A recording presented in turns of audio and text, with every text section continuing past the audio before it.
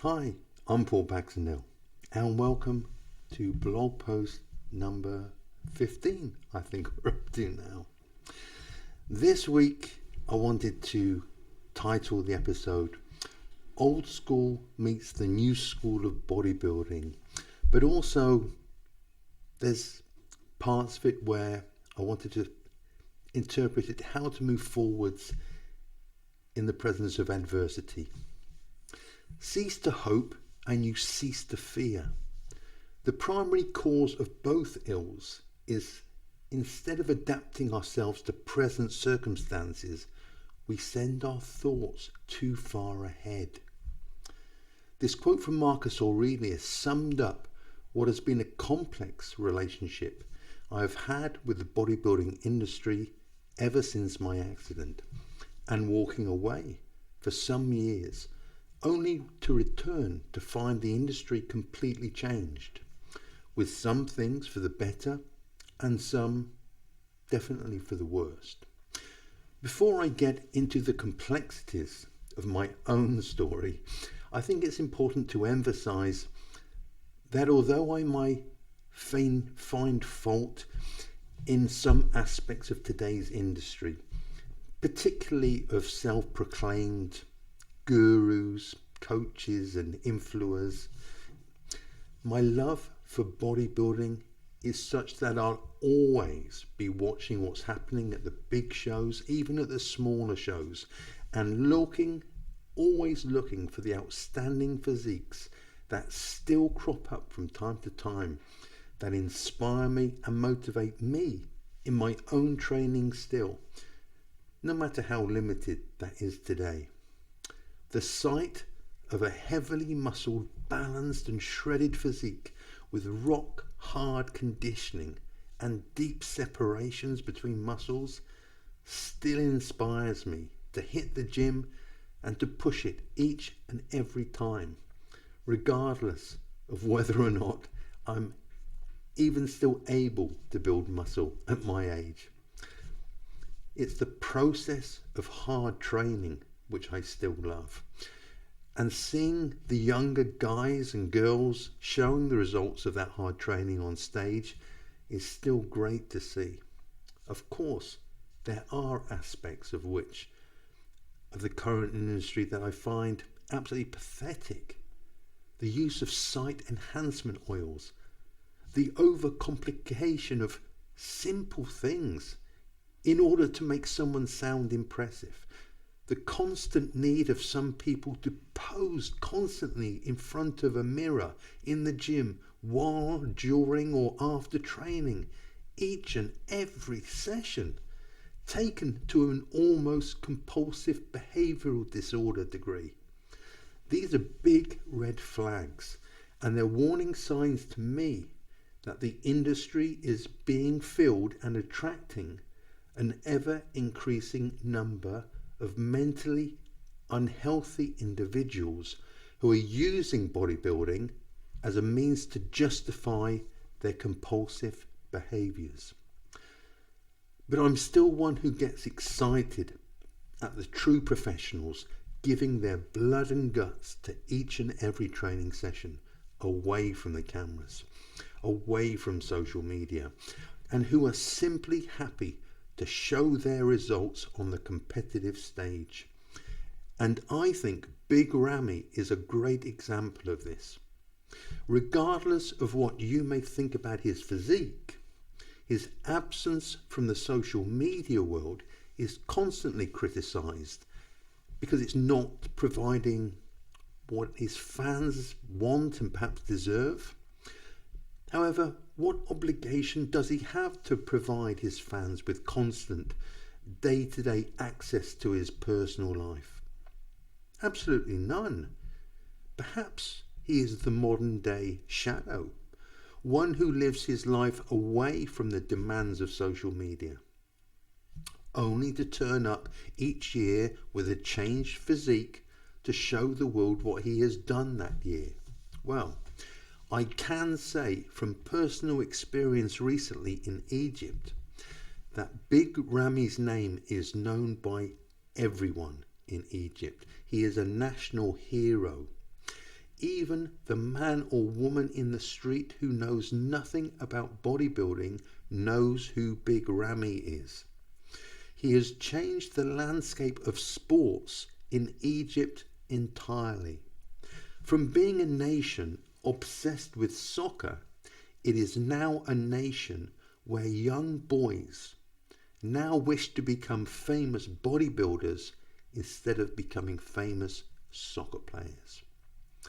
Where there is now a gym on nearly every street, whereas 5 years ago you'd be lucky if there was one gym in a town. His presence on national Egyptian television is regular, and he gives interviews to TV stations and newspapers.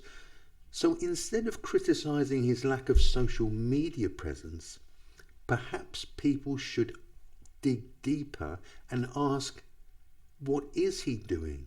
Because he may be doing something else instead. If that question was being asked, you'll realize he is doing an awful lot, and he is changing the image of bodybuilding entirely in Egypt and in the Middle East. So I say congratulations to him. So here is one example of where my, and I'm sure many others' perceptions of a modern new school bodybuilder has been misled by the same new technologies that are called the new school. He is in many ways a throwback to the old school, maybe not in terms of his physique, nor the protocols that are utilized in his training and supplementation, but in the way he lives, eats, and goes into the gym and works without the need to show anyone his work. So now I want to talk about my own absence from the world of bodybuilding and fitness. And it's important that I emphasize that my messages are not limited to just those who call themselves bodybuilders, or even if you go into the gym. I'm talking about going through an experience, a tragic event, whether it be an accident like my own, or it could be the breakup of a partner who you loved, or the death of a loved one. Just one of these lumps of mud that the universe and life can throw our way, often through no fault of our own, which makes us stop our lives and have to reassess exactly who we are, what we do, and although we can't help but ask why it happened, the answer is simply, that's life. Living means going through grief, loss, tragedy, alongside the joy, happiness, and ecstasy that we so often took for granted. I sincerely hope that life has never thrown something like this at you, but likely it has or it will. Whether it not, it was as seemingly severe as mine or others, doesn't matter. For who is there to say whose tragedy is worse? Who can say, oh, my tragedy outweighs yours or vice versa? No, we all feel those lumps of mud, and what we can never do is to try and stop them from coming. For that is like trying to stop the tide or trying to stop the sun and the stars from shining in the sky. Some things in life are just unavoidable, and we have to be willing to accept that fact. What we can always control, however, is our reaction to those events. Can we control how we feel about them? Well, no, not entirely. Grief is grief, and to dismiss such a powerful emotion is to dismiss the power of our hearts. But we can control our journey through them. And the first step is accepting that the event was out of our control. From there, the process of moving on from that event can take place. For some, it will be slow and steady. For others, It may feel stuck until a breakthrough is made in how we think about things. But hopefully, in explaining how I dealt with my own tragedy, it may give you some tools or a new way of thinking that you hadn't considered before. Do I claim to have all the answers to your recovery? No, sadly, I don't. I don't have those, but sometimes, as someone recently said to me, it can be just one line of a sentence that flicks the switch inside the mind and heart of another. That's the first step to the road to recovery and your brand new life and purpose. Stoic philosophy was of great help to me and still is, and I read it daily to keep myself accountable to moving forwards to my new purpose. For example, Seneca said, "But the wise person can lose nothing.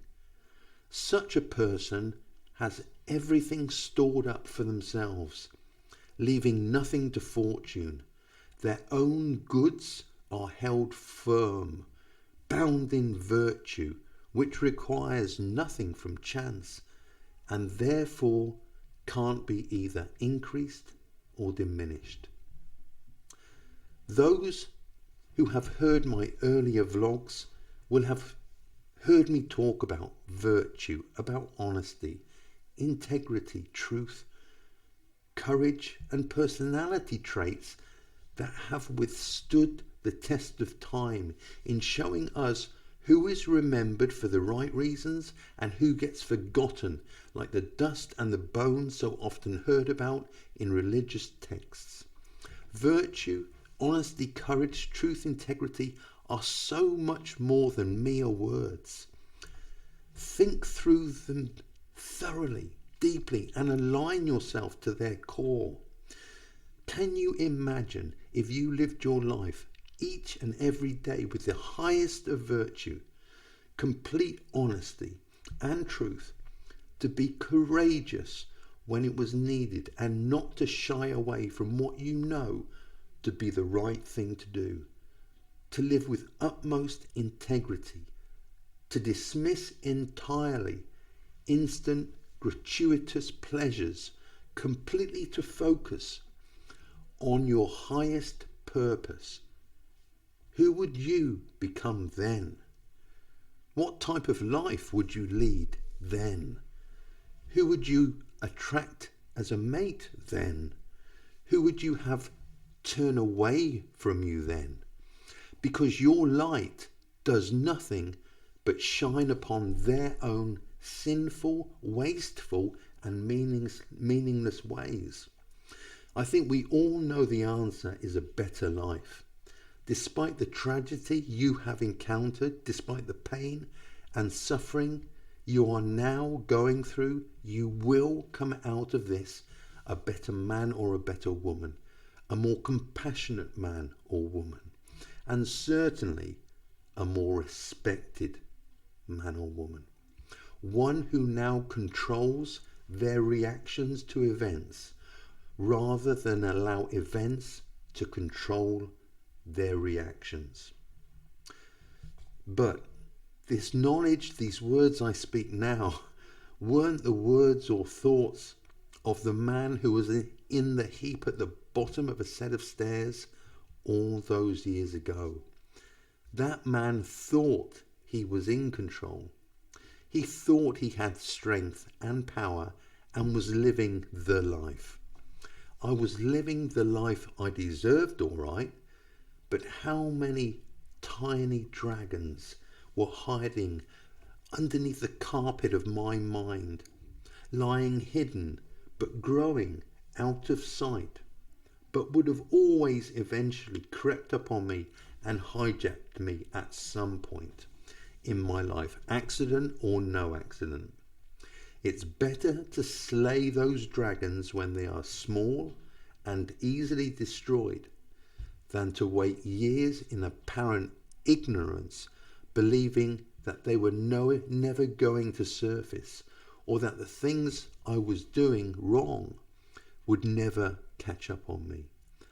That although maybe small in nature, tiny lies would actually eventually find their way to the surface, and my identity as a virtuous man would come crashing down around me.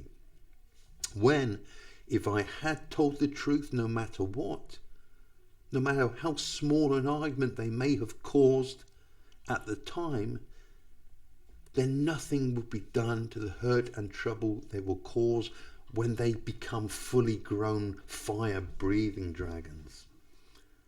So, what was my life like before the accident? What errors was I making in my life?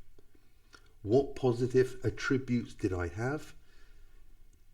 And how did both have to be altered for me to get where I am today?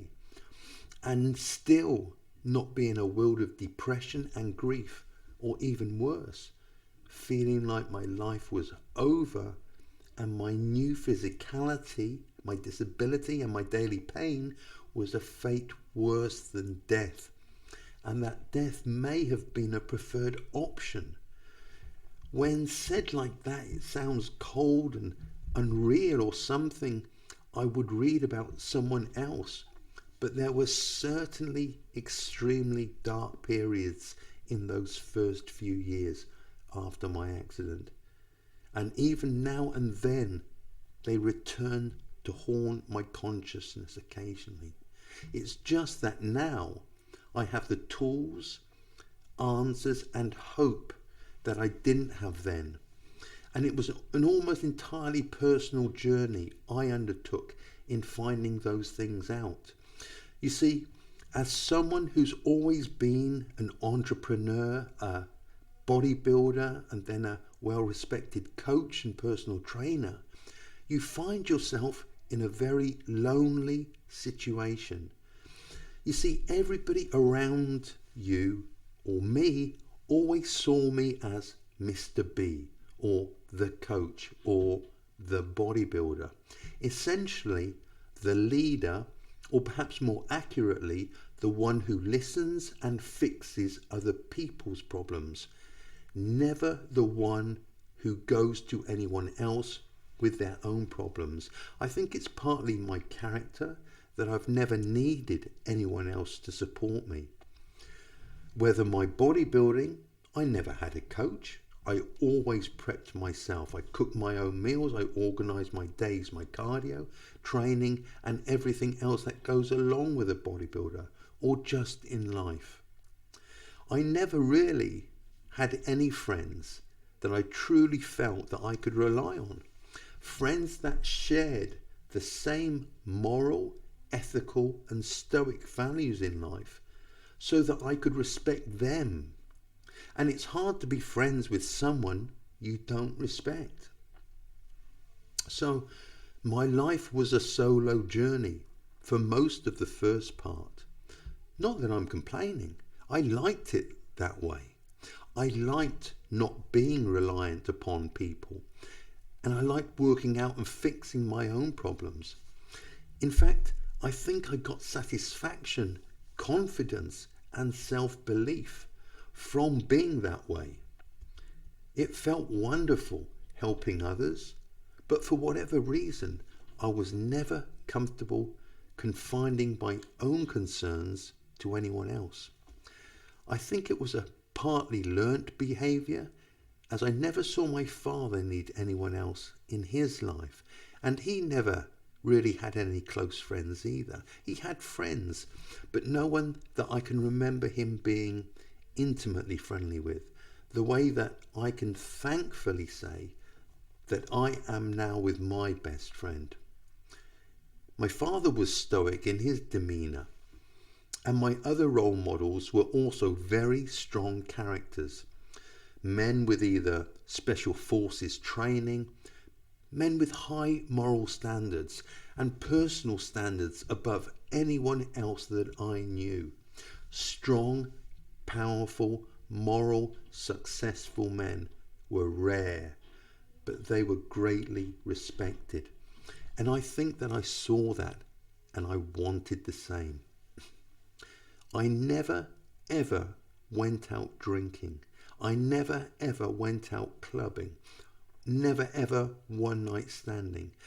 Never even involved myself in anything that I felt wasn't contributing to my development as a man, as a martial artist when I was very young, and then as a bodybuilder. And now as a man with a whole new set of labels. In fact, I think I've thrown out the concept of labels, as you will see, and concentrated more on just becoming the best man I can be today. A better man than I was yesterday, but better still tomorrow. And so it goes. If I do that, I think I must at least be heading in the right direction. Does it have costs? Of course it does. When my friends were going out drinking, clubbing and partying, I was either at home, working on the door, or I was engaged in whatever activity that I was preparing to be the best at. That meant listening to stories afterwards of the great fun nights that they had that I missed. But were they really so much fun in reality? I don't know. I know I missed several bad situations. It meant that I did have a reputation for being a good man, someone who didn't play the field, and a man who was desired by some women, fortunately some very beautiful women, in looks and in their souls. Okay, so I missed out on sleeping with perhaps hundreds of women that I could have if I'd wanted to, whether in clubs or from the gym. How do I know that? Well, simply because when you finish work at a club, whatever night of the week, there would always be a line of girls waiting by the exit door for the doorman to leave that evening. And there was nearly always at least one young lady waiting there for me to take home, someone who I maybe knew or maybe had never seen before in my life. Do I regret not doing that? No, not in the slightest. In fact, I'm proud of my behavior as a teenager and as a young adult. I really set myself apart from the crowd, which also makes you seen as either very attractive or perhaps completely weird by members of the opposite sex. I guess I liked the admiration, the attention, the confirmation I got from both men and women that I was different, and I liked being different. Boy, this is becoming a lot more personal than I was expecting it to be, but since I'm going here, I may as well be completely open and honest about my past, my present, and everything in between. I got to see other people, so-called acquaintances, friends, at their very worst behavior. Drunk, fighting, being unfaithful, being promiscuous. Sometimes behaviors that led to their downfall in life at the time. Whether it be at the end of a valued relationship with a girlfriend, or just women who I had liked once. But once I'd seen them at their worst, I could just never date them, let alone consider anything remotely serious with them. And I was only ever interested in something serious when it came to relationships. Did I make mistakes? Oh yes, a whole bunch of them. But each of them was as a result, more often than not, of trying to be some sort of knight in shining armor, trying to fix someone else's sadness or hurt, and thinking I could do that and make things better for them. But then what was left for me? Unless that basic feeling of wonder, of magic, of someone special and unique, prized and capable of being with me forever, then I wasn't interested. I'm not going to go into the details of my own relationships, as that's too intimate for me to share. But I will say that in having those standards, it has given me many a difficult decision, many a sleepless night, many a hurt, many a question of whether I could even be with someone. And then when I met the right woman, could I maintain my own standards to always be the man she loved when she first met me? This brings me nicely round to the accident again. For you see, the accident didn't just change my relationship with bodybuilding, with fitness and my physicality, but it changed who I was in my family. From the sole provider of the household, I became a liability. To my children, I was no longer the father that provided everything for them and was almost their superhero protector, but I was now vulnerable, in a wheelchair, not providing at first, and feeling as though my very place in the family had changed. As it turned out, that wasn't to be, and I'll share with you how it's possible to still retain those wonderful roles, even as a disabled man or disabled woman. Can I provide now? Yes. Can I protect my family now? Hell yes. These roles are the same. All that has changed is that my physical appearance has changed a bit, but my essence remains intact. But the process of going from the accident to where I am today was a long one, extremely difficult at times, often so complicated that I often felt that I lacked the tools alone to deal with it. It took time.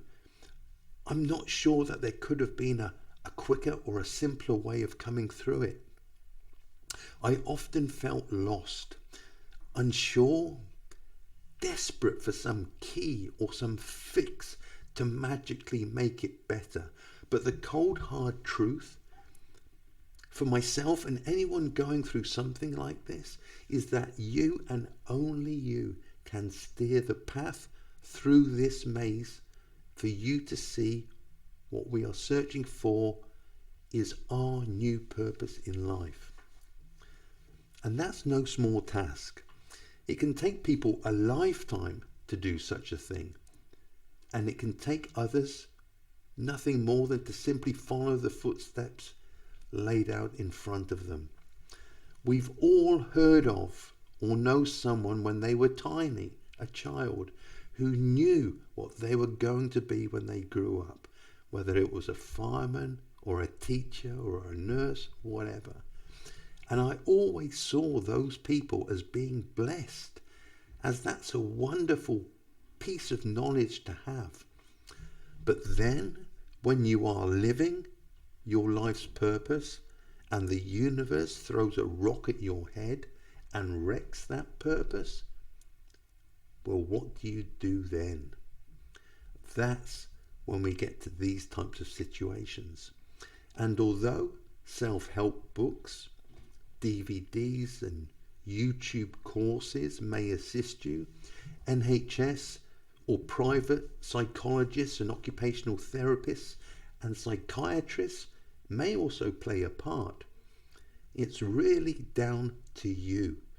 Your beliefs, whether spiritual or philosophical, need to come together and piece yourself back together to a new sense of identity, a new role, a new you, in effect.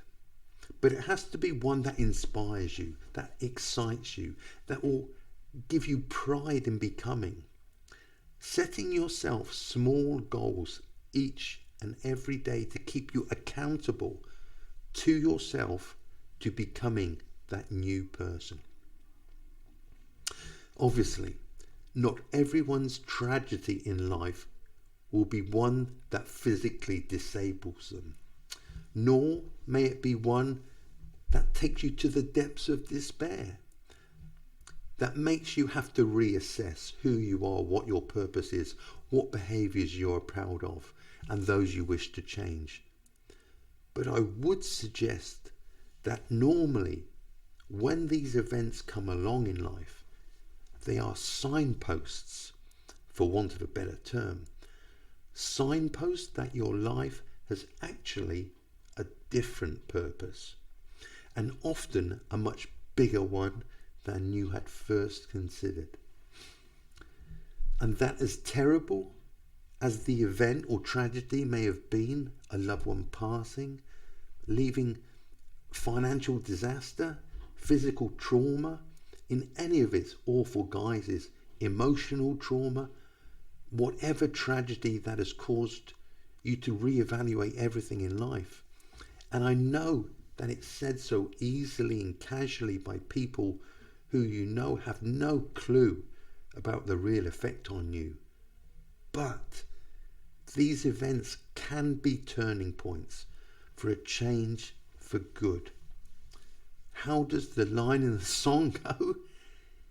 If you want to live together, if you want to live forever, first you must die. There's great truth in that sentence. To have a faith when these things happen is a blessing.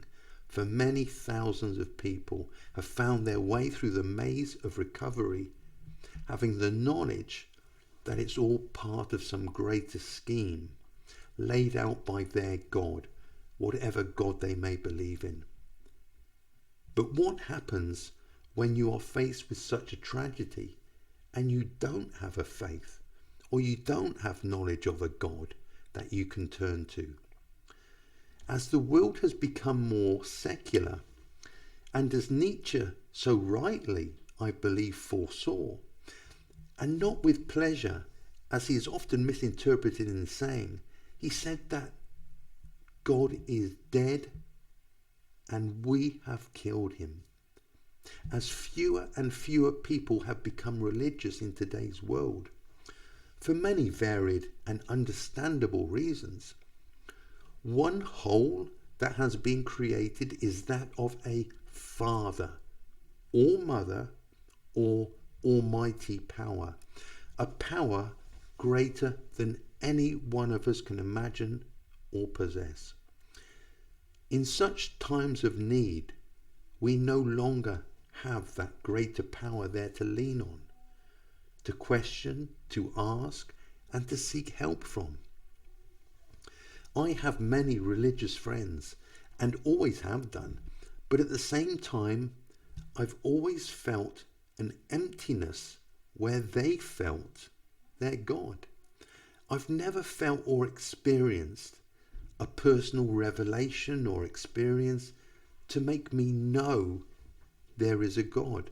Now, I'm not so arrogant to feel as though if there is a God, he or she may have any obligation to let me know or let themselves be known to me in the scheme of the universe. But without that knowledge, it's impossible for me to say that I do believe in God. I would never ever say there is no God, and I've often wished and prayed for the belief to be there. In fact, I would love to believe in God, and whatever religion he or she made themselves known to me, I would absolutely follow and truly evangelize about. I mean, who wouldn't if they had that personal knowledge? But through all my years, that personal faith has never come to me for whatever reason. And I'm sure I'm not alone in my situation on faith. So if you have no God to turn to, what do you do? Again, I believe it must come from within. And that isn't dismissing that there may be a God. But if you have no faith, then who else can you turn to but your own mind, body and soul? Not with arrogance, as I said, but simply with a view that if we are feeling a certain way, then no one but ourselves can change the way we feel. And if becoming better, more virtuous, more honest, more loving, more courageous is the result of that journey, then surely it cannot be a negative thing. If tragedy makes us reevaluate our entire being, our value systems, our morals and ethics, our behaviors, our goals and aspirations, and then to have a desire to do what we can to improve on all of those things, then perhaps that very same tragedy may be a blessing in disguise. As how often in life do we ever take such serious and motivated introspections on ourselves? Often never, simply allowing fate to dictate our course through life, like the winds of chance on the sails of a ship. How I personally went through such a period of soul searching, I'll describe in a future blog, as it may be that people outside of the world of bodybuilding who are going through similar tragedies or disablements in their lives may find something in that process that I went through to get me to the other side.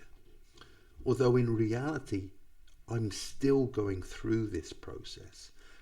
I think that once something like that happens to you, you find the healing process never stops. It just continues, which I actually think is a good thing. It's not like I'm always thinking about the accident. The truth is, I rarely ever do.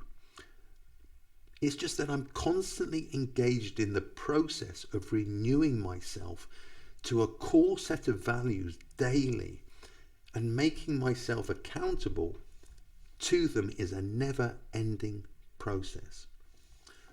So for those of you who are watching this as bodybuilders, or simply as people into physical fitness and health, and are intrigued as to my story, or more accurately, as my story sounds extremely pompous and self-important, of which I am neither, you find me today as comfortable as I have ever been since the accident in terms of who I am and my physical body, its capabilities, and my commitment to training and lifting iron. One of my first reactions after the accident was to decimate every and any reference or memory of my bodybuilding life. Hence why I have so few photos of myself competing or even on holiday or at leisure during all of those years.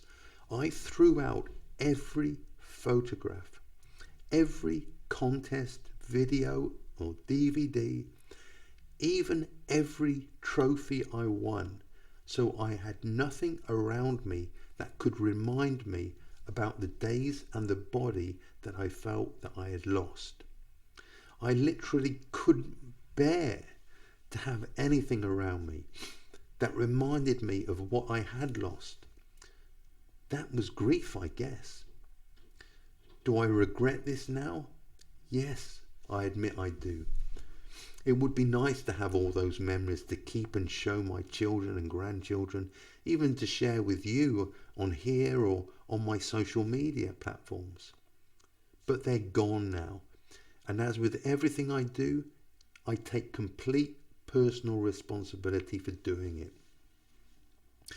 It's very easy, and modern society almost makes being a victim an honourable status in and of itself, to blame something or something else or someone else.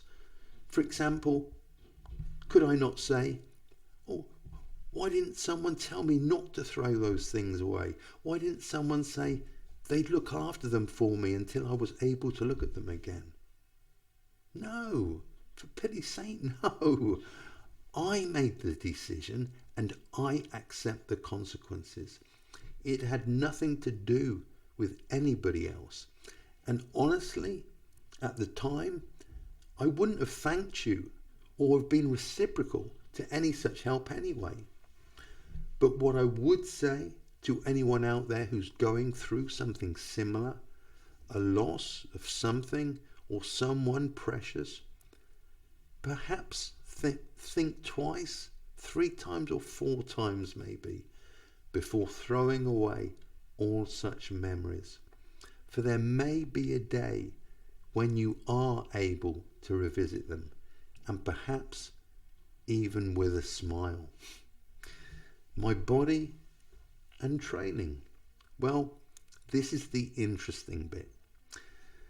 And the part that told me and should tell you everything you need to know about what bodybuilding means to me. I never once stopped bodybuilding. Never stopped training, ever. Even in my hospital bed, I was squeezing my muscles all over to make sure they were still working. I got some light bands, and I would be laid out flat on my hospital bed using bands doing lat raises attached with the band attached to the bottom of the bedpost.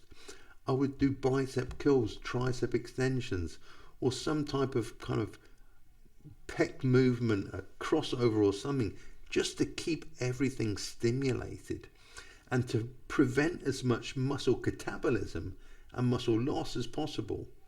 Obsessive, addicted, possibly. But it was more a case of I wanted to minimize my damage and give myself the best chance of recovery from the accident. Plus, it made me feel better.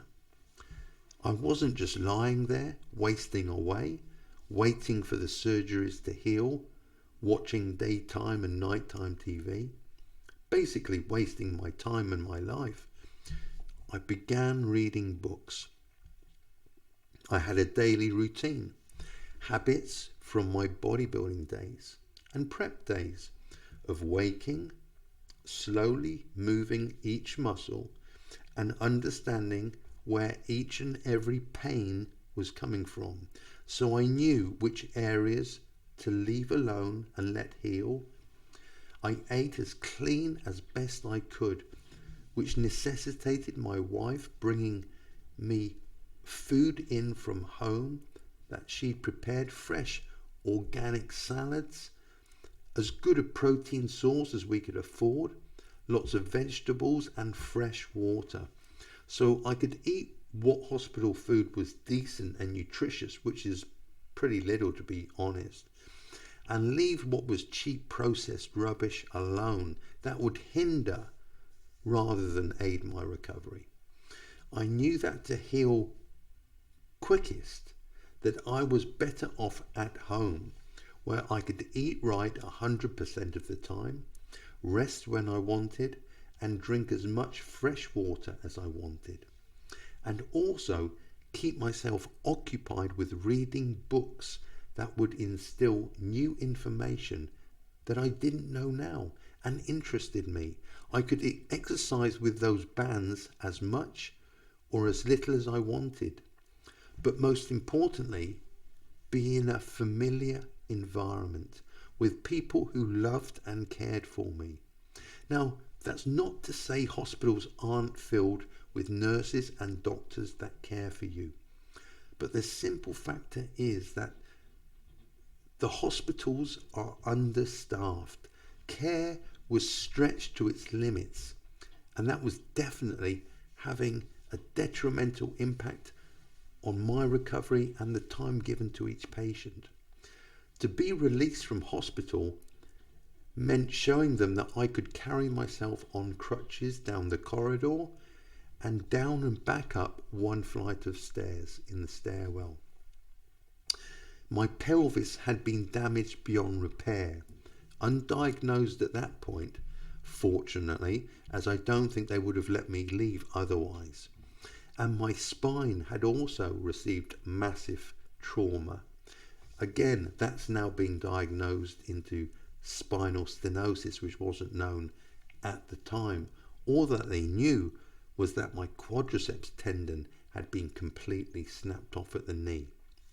The ligaments had been ruptured, and obviously there was a fresh 6-inch cut from the lower quad to below the kneecap, where the surgeon had gone in to reattach the various tendons and ligaments which had been sewn up and covered in bandages, with my leg in a full leg brace set with only about a 10-degree angle with a lock to prevent any further movement until the tissues had had time to heal enough to begin the rehabilitation process. I didn't want to sign myself out, because then I would have prevented any further treatment being available to me. So I got on those crutches. I stood up for the first time in 3 days, and I walked slowly and very painfully down the corridor, down that flight of stairs and back up again. I'm not quite sure whether my face showed the signs of pain that I was feeling inside of me, but I absolutely I refused to accept the fact that I wasn't going to be allowed home. So I did it, and they agreed the release, and I got home just 3 days in hospital after the accident, thinking I just had to rehab the torn tendons and ligaments to my right leg, unaware completely that in actuality now my pelvis was completely disabled, and also my spine. I was as disciplined in my rehab and recovery as I had been in any contest prep. I had a daily schedule that I lived by. Eating, sleeping and rehabbing was almost like I was in prep. Each meal was based around improving my recovery and overall health. I rested and took supplements which had some scientific basis in aiding recovery. I trained my upper body with bands still, and had my hopes set on making a recovery complete enough to at least allow me to coach again. Although I realized competing was now never going to be possible again. That I was perfectly happy with, because the year before I just won the overall British Championships with the WPF. I just got third at the European finals, and I'd got top 5 at the World Championships. And I presented a physique that I knew I probably was never going to better ever again in my life. So I was happy not to engage in any further protocols that were going to jeopardize my future health anyway. I always knew I was a good bodybuilder. You know, right from the outset, I grew easily. I had decent genetics. I'd won non-tested shows when I was completely natural, and I'd never placed below 3rd in any show while I was still natural. But at the same time, despite my being a very good bodybuilder and being a good responder to anabolics, I put on close to 20 pounds on my first cycle of just 200 Dianabol tablets. I also knew I wasn't born with the special X factor, those special genetics that you need if you're going to be a competitive bodybuilder at the very top 5 pro level. Could I have gone pro and competed in pro shows? Yes, I believe so. And Dorian said he believed he thought I had what it took to be a pro. But he also then asked if I could make top 3 in a pro show. And I knew the answer to that was no. Sadly, I'd been fortunate enough to be around the top pros and trained with many of them. And I'd stood right next to many. And all the top guys all had something special that myself and other good but not great bodybuilders would ever have. It was simply genetics, something in their muscular makeup and their structure. I weighed almost exactly the same as Dorian back in '93, about 315 pounds, and yet standing next to him, he made me look like a stick. That was the genetic difference between an Olympian and one of the rest of the pros, who I knew didn't make enough money through winnings nor through supplement contracts to warrant the sacrifices that they were giving and making in order to compete each and every time. Most of them were personal trainer stroke drug dealers, to be honest, and sacrificing everything else in their lives to simply compete, knowing in their hearts that they just didn't have what it took to be a Lee Haney, to be a Dorian Yates, to be a Kevin Lavrone or a Flex Wheeler. So leaving the stage was a decision that, although taken from me, was something that I didn't really care that much about. After a few weeks in a wheelchair and a full brace, the brace got bent by perhaps 20 degrees to allow a little bit more flexion in the knee and the tendons and ligaments to get them to stretch a little, slow enough not to snap them off again, but enough so they wouldn't be seized in that straight position forever. I was attending an outpatient clinic and keeping to their schedule, as I didn't want to risk anything snapping again, and I was making progress anyway. As I began walking with crutches though, there was this pain going through my hips that wasn't right, and nor had it been anticipated by anyone. The consultants thought it was soft tissue damage, and they prescribed anti-inflammatories as well as the painkillers. And they thought that the hip pain would dissipate as my body gradually recovered from the trauma. Weeks later, I was walking on crutches with a good 40-degree angle now in the leg brace, and yet walking was extremely painful. A little painful in the leg, which I expected, but in my hips it was massive pain, and that I wasn't expecting. Again, soft tissue damage was the diagnosis, although no tests nor any scans were done to confirm their theory. Eventually, after a couple of months, they decided to do an X-ray on my midsection. I understood their reluctance, since any unneeded radiation is just damage, and the least radiation you can be exposed to, the better. But in this case, it proved worthwhile. I had an X-ray in the morning of my leg, and in the afternoon I received a phone call from the consultant. Could I please come in and see him that afternoon? Now, I'd never spent much time in hospitals, thankfully, but I knew enough to know that this was not common practice, and that they must have picked up something on that X-ray. On seeing the consultant that afternoon, he told me that I had bilateral femoral impingements. Basically, both femoral heads were sitting outside of the hip sockets, on the edge of them to be precise.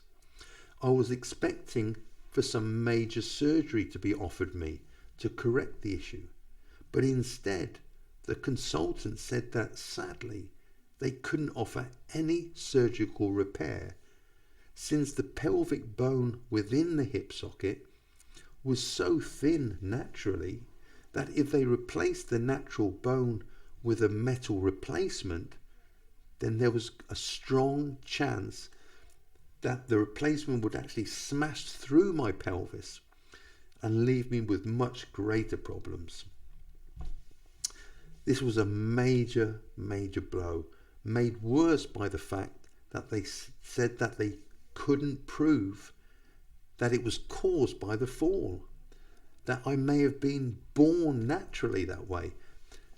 I explained how I found that impossible to believe, since I'd been active in competitive sports since I was very young, and until the accident I'd been squatting 600 pounds regularly on my back with never ever any hip pain before. I think they were just saying this to help me, since if I sued the landlord of the house, it would have been difficult for them to prove the accident had been the cause. But if it left me having to face the fact that my rehab had gone from getting back to coaching and fully active to now I'm disabled and I'll need a wheelchair, that was a big major change. That was the first time my future had been laid out honestly in front of me, and that was certainly an incredibly difficult moment, one that left me dazed, I would say. I certainly needed time to think and try and process that information. First of all, I had to tell all my existing clients that I would no longer be able to ever coach them again. Nearly all of them, in fact every single one of the 20 except one, offered to continue payments to me and for me to coach them verbally through their training, and for me to carry on looking after their nutritional, their emotional and their psychological health, as they had been with me for so long that they were more friends than clients anyway. But I knew that I wouldn't be able to perform even verbally and emotionally as well as I am capable of doing, due to the issues I knew I had to deal with myself. So I ceased all contacts. Again, it was me rejecting the old world, the old industry that I had lived and worked in all my life, and I couldn't cope with facing it anymore due to the psychological pain. Knowing that I was not going to be able to be active in the industry, no longer be Mr. B, the bodybuilder anymore, I knew I had to reinvent myself, and that was going to take some time and a lot of effort and a lot of hard, harsh looking at myself with honest reflection, stripping myself right down to my bones in order to rebuild myself. As what? At that time, I didn't know, but I knew the process must begin instantly. I also knew that I was unlikely to make the right choice immediately, that there would be some dead ends, some wrong turns, and some difficult times ahead, but that the process had to begin, and it had to begin there and now. I would like to say thank you to all of my old clients, especially those who were with me throughout that period. All of them were absolutely magnificent, beautiful in their support and encouragement, and one even felt guilty herself for my accident, because I was going down the stairs that day to go out to coach her that morning. Now, what a beautiful soul she is. We kept in touch for years, but she moved to the States after marrying an American serviceman, and we lost touch eventually. I think people understood, and if they didn't quite understand, they certainly respected my need for time to reflect on my future. And however emotionally and psychologically some of them were reliant on me at that time, I knew that I had already given them the tools to carry on with their goals, whether I was around or not. That was back in 2007, and it was perhaps only 6 or 7 years ago that I felt comfortable in coming back to this industry. Again, although I've always trained and never missed one training session, actually being in the industry again, where I could talk to people about training, about shows, about nutrition, about contest prep, all those sorts of things. That was something else altogether. In fact, as many of you will know by my social media presence, I was active again for a few years until 2017, when I had another very bad fall from my crutches, having decided to use them over a piece of land where a wheelchair wasn't possible without someone pushing me, and I never allow anyone to push my wheelchair. It's one of my new won't cross values. If I'm in my wheelchair, no matter how steep the climb, no matter how difficult it is, I will never allow someone to push me. If I can't push myself there, then I won't go there. In this case, there was no one there to help me anyway, so I had no option but to use my crutches, and it was very uneven, sandy ground, and my crutch hit a divot. My opposite foot tried to balance myself out, but that foot hit another hole in the ground, and I fell, snapping all the tendons and ligaments in my left leg this time, just to make a matching pair, I guess. Yes, I can laugh about it now, but at the time it was another huge blow. I had chosen to be an academic. I'd completed a degree in Scottish history with a view to lecturing, when I was once again completely out of action. After a few months of darkness again, fortunately, the new tools I'd learned from my first accident helped me recover from this one a little quicker, and immediately out came my books on Stoicism. Out came the books from Marcus Aurelius, from Seneca, Epictetus. Books on philosophy by Carl Jung in particular were very useful in placing the darkness of life in its perspective and seeing, accepting, and even embracing the dark, the shadow self of my own character. Again, I removed myself from the outside world. I stopped posting on social media for about 3 years.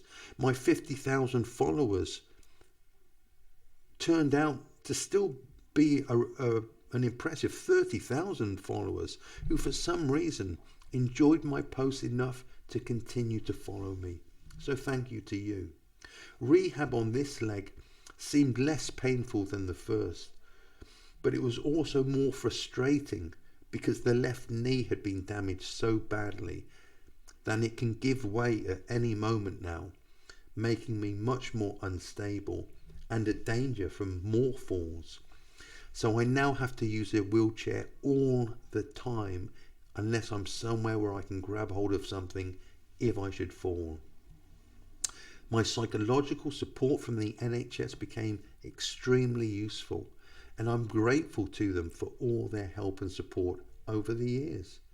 Yes, there's been some mistakes made, but I've also met some real heroes that have gone above and beyond the nature of their jobs to try and support me in my attempts to complete my next degree and my honours in literature.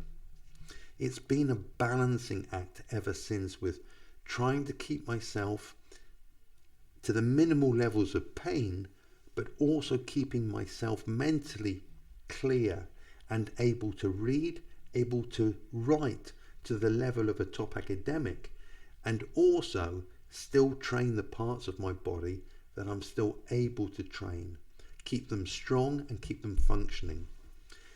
It seems to be working relatively well at the moment, as I have now completed my second degree, and I've now taken the next steps to continue my research on the Scottish author Nan Shepherd, with a view to a master's, a PhD, and an eventual biography on her.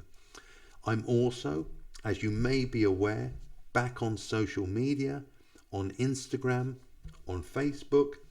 I have my own YouTube channel, which you may be watching this on, and I have my own website. Easy to find. It's just paulbaxendale.com. I've also been able to keep myself in pretty decent shape, considering nutrition is always the key to body fat levels. So I make sure I keep mine between 8 and 10% year round. Normally a little leaner in the summer for holidays and less hard the rest of the year, although I make sure my abs are always very clear and separated year round. My physique has obviously shrunk massively over the years, in particular my legs. My once favourite and my best body part is now a sad reflection of what they used to be in my prime. But I do my best to keep my shape the same, just a smaller version of what I once looked like. I wouldn't be human if I didn't have dark days now and then still. Yes, I have worked hard to learn skills, techniques, philosophies and mindfulness strategies to keep myself on a daily basis. But occasionally, and it's normally a leg day or thinking about my legs, that I still get frustrated and I feel sorry for myself. It's unhelpful and a useless thing to do. But the human mind is a complicated thing, and do as we can, it can always find a way to trip you up when you are least expecting it. However, leg day aside, I still train. What I would call hard. The intensity is still there, and I still only ever do one working set for each exercise. I do more warm-up sets for sure, and my last warm-up set may look like someone else's working set, but the last set I do is still the one where my brain and body goes into complete mental focus intensity zone. And I would perform the odd force rep or two, except for the fact that I don't and haven't had a training partner for decades. And so, unless I'm on kind of like a unilateral movement where I can use the other hand to assist to give myself a force rep, it's just working to positive muscular failure. It's strange after all these years and all that's happened to me, I still approach training the same way I did as when I was competing. Well, close to it anyway. I mean, I still mentally prepare myself for the workout. I talk to no one during the workout. I have my baseball cap on with the visor of the cap down to upper eye level, so I can't make eye contact with people. I have my earphones on, my music up so loud that I can't hear anything else. And all those things indicate to everyone else in the gym that I'm off limits when I'm training. I'm free to chat when my workout's over, but when I'm working out, leave me alone. And I know it all sounds a little bit crazy for someone my age and with my disabilities, and for no real reason to train with so much focus and intensity, but old habits die hard. But it's also the reason that when people see my physique, which is only ever at a beach or in a t-shirt, they can see my forearms. With my abs out year round, that's the reason why I do it. It's not for anyone else's benefit or admiration, since I never show my physique off. I never wear a vest. In the gym, I never strip down to a vest. And unless it's boiling hot, I won't even do it in the back garden. But it helps me to know that I still live my life and train as disciplined in all areas as I ever did, whether it's my bodybuilding, my work, my writing, my research, or my reading, or my family, and ensuring I give them more time than I ever used to. and need to make up for now, which is oh so true. So what can you take from all of this? It's just another story. I know that. And everybody has their own story to tell. And I'm not saying my story is any more important, any more tragic or interesting even than anyone else's. It's not. But I hope that in some of the things that I've said, it can give you hope that when you go through rough times, for rough times sadly are part of life. Whether we try to avoid them or not, those rough times are different for everyone.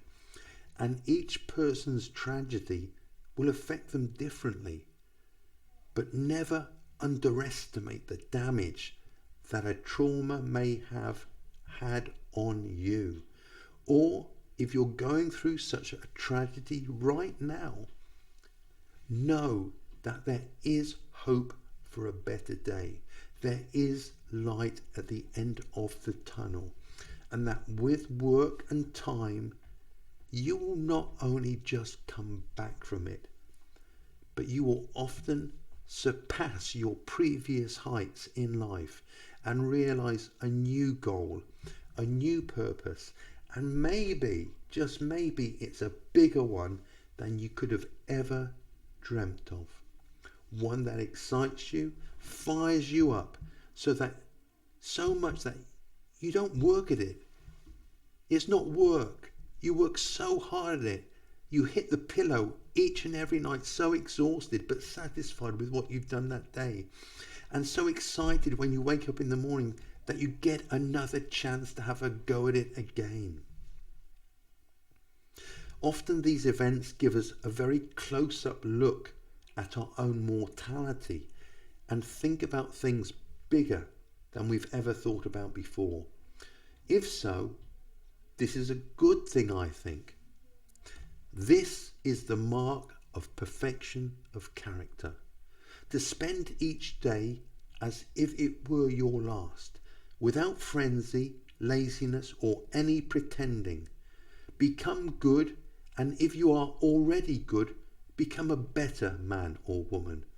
Understand at last that you have something in you more powerful and divine than what causes the bodily passions and pulls you like a mere puppet. Those words are from Marcus Aurelius. The Stoics certainly helped me in my journey from tragedy to new purpose.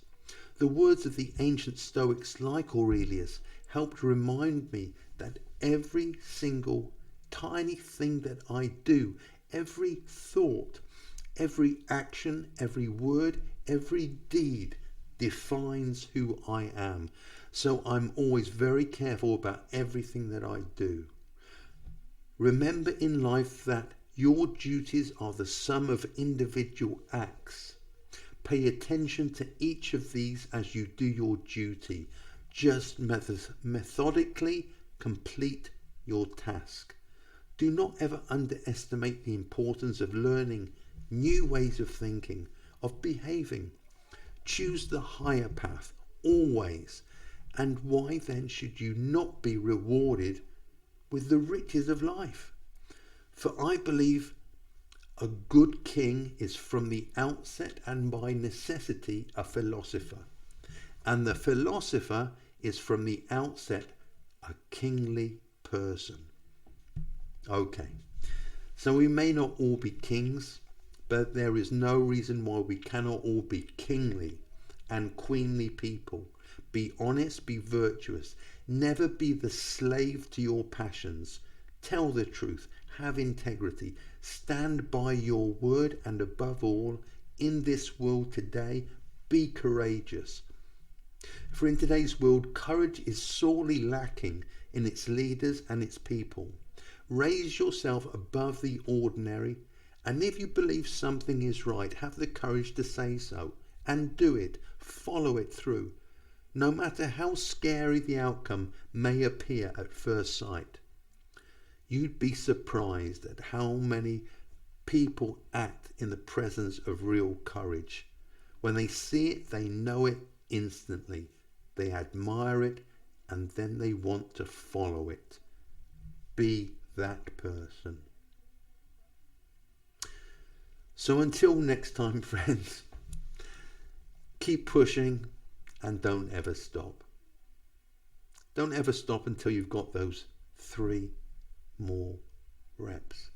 This one's been perhaps more personal than I expected it to be, and we've obviously gone way off topic from bodybuilding, sets and reps, 80s, 90s bodybuilding, temple gym days, etc. The things you normally love to hear me talking about.